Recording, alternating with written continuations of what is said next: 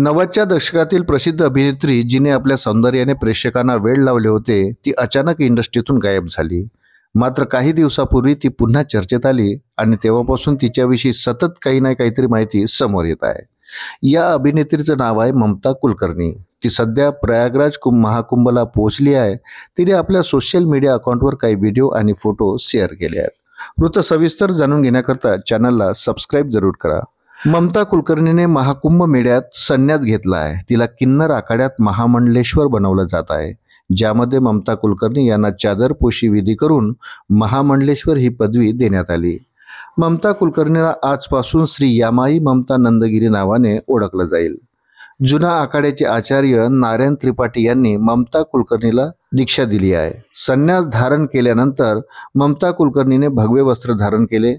ममताविषयी बोलायचे झाले तर 1992 मध्ये आलेल्या तिरंगा या सुपरहिट चित्रपटातून तिने आपल्या फिल्मी करिअरची सुरुवात केली. ममता कुलकर्णीने जवळपास 40 बॉलिवूड चित्रपटामध्ये काम केले आहे. आशिक आवारा, करण अर्जुन, वक्त हमारा है आणि क्रांतिवीर सारख्या मोठ्या चित्रपटातून तिने आपल्या चाहत्यांच्या मनावर राज्य केले. 2001 मध्ये रिलीज झालेल्या छुपा रुस्तम हा तिचा शेवटचा हिट चित्रपट होता. यानंतर तिने मनोरंजन उद्योगाला अलविदा केला आणि केनियाला गेली.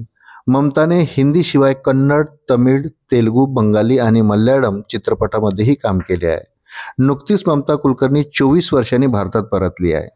अभिनेत्री इतकी वर्षे कुठे राहिली या प्रश्नावर ती म्हणाली होती की माझ्या भारत सोडण्याचे कारण अध्यात्म होते. 1996 मध्ये माझा अध्यात्माकडे कल वाढला आणि त्या दरम्यान माझी भेट गुरु गगनगिरी महाराज यांच्याशी झाली. त्यांच्या आगमनानंतर माझी अध्यात्माची आवड वाढली. त्यानंतर माझी तपश्चर्या सुरू झाली.